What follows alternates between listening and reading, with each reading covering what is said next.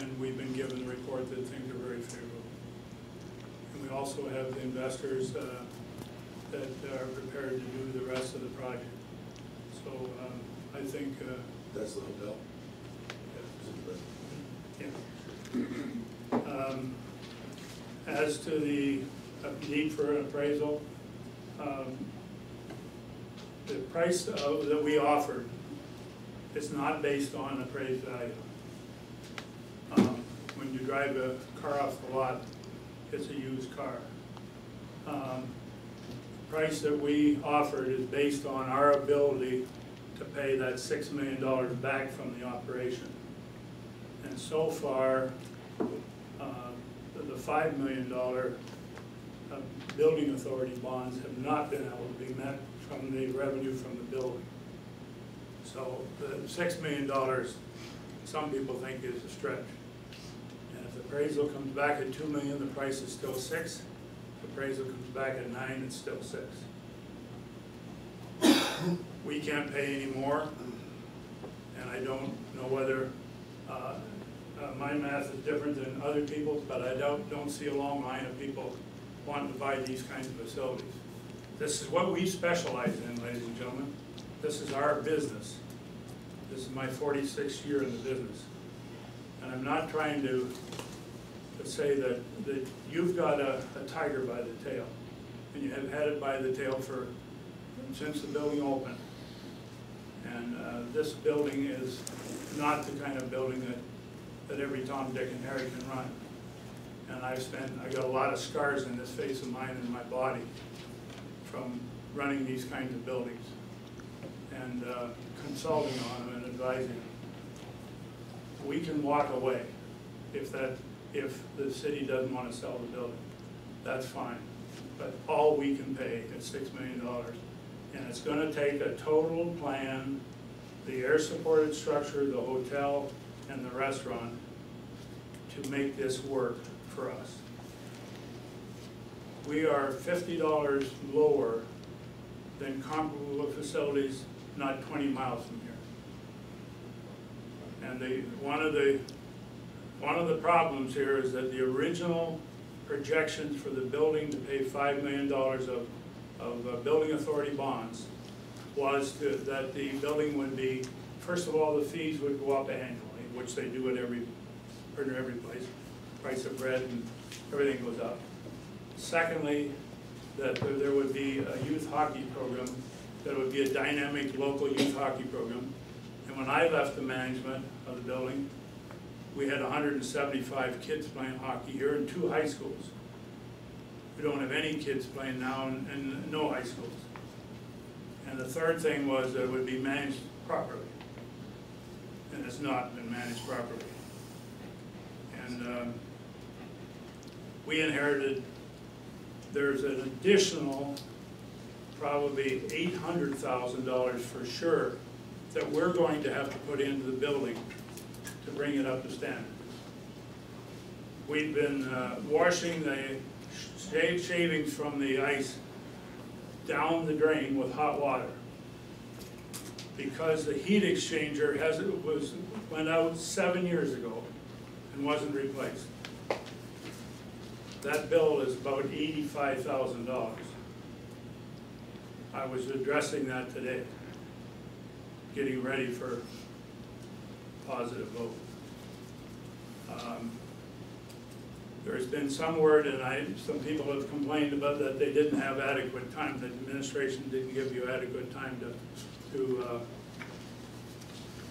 mull this over. That's because it took us the time to make sure that we're going to have enough people to make this thing work.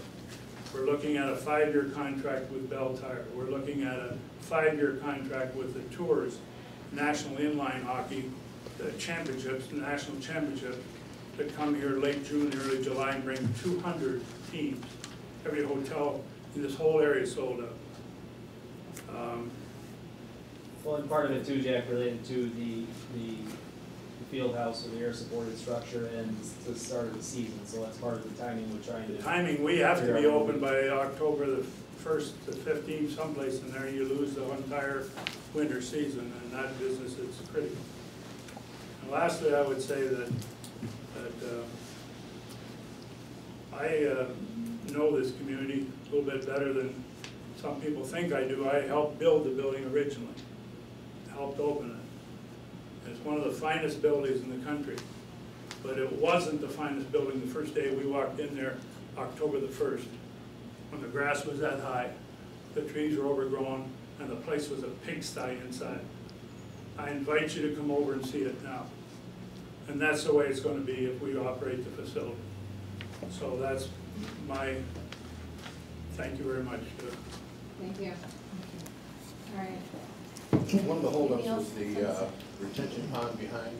I understand there were some meetings, zoning or whatever. Yeah, we had a pre-planning meeting this morning with Wade Trim, Rocky and Laura, myself, and JRV team, just related to the timing, the things that needed to be done, and the things that they were looking at doing, and everyone was kind of looking at all of those, at least those parties were looking at those for the, kind of the first time to figure out what, to be able to somewhat meet that. So there are some probabilities based on the, and some of you probably remember that the underground drain, the county drain was buried underground on the Sportsplex side into the parking lot. So there's probably a good probability that they're gonna have to evaluate moving the bubble to the other side, not tied to the Sportsplex. But they would still have the space in order to deal with the hotel, the restaurant, and the air support structure. It would be behind the hotel and the restaurant. Correct, off Superior, right around the bend there, potentially. Which would hide it a little bit, put it less conspicuous from Telegraph Road.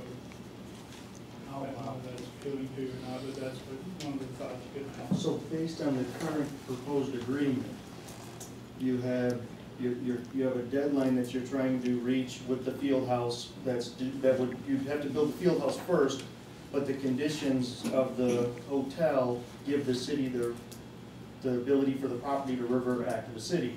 So how do we address that under the current agreement? Jack and I discussed that after addressing the building authority earlier, that was an issue if they come back and that's what they want to do. For timing, Wade Trim informed the issue with doing it to the back of the Sportsplex is not necessarily the city timing. It's DEQ, it's Wayne County, because they would be diverting a drain around the air supported structure, so that might present itself as much more time. I think Wade Trim basically said it was the better part of the winter in order to get those approvals back. So that looked at. So when we looked at the other side and did the calculations on the property again to make sure, and things started to look like they would potentially fit there with continuing to use the retention behind the Sportsplex, maybe make it deeper one way or another, whether it's to raise the berm or to dig a little bit more to the detention on that side to deal with the retention on the other side and some other areas over there. So, but yes, I mean, he's aware of that. I made him aware that that becomes an issue that, if they have site plan approval, they have shovels in the ground on all of it, then that's something. I think what he's looking at is, does he have an agreement so we can go forward and do the, what's the hotel thing called? The feasibility study, thank you, and then go from there. But yes, we're absolutely aware, and we have to figure out how to deal with that, because that's not a part of this. Our We want to intention secure is the to do property them all at once. separately, we might have to change that in some way. Now, if I may, I'm sorry? What's the answer to your question? Well, they'd all have to be shoveled in the ground at the same time. Is that correct? Or we'd have to break it off somehow and secure the property in a different way. Right. Because we're not, and I told Jack, we're not, as a city, we're not in the interest of an air supported structure. We don't want that reverting back to us, plus, and with the property as it is there, I don't think that's what we're looking to do. So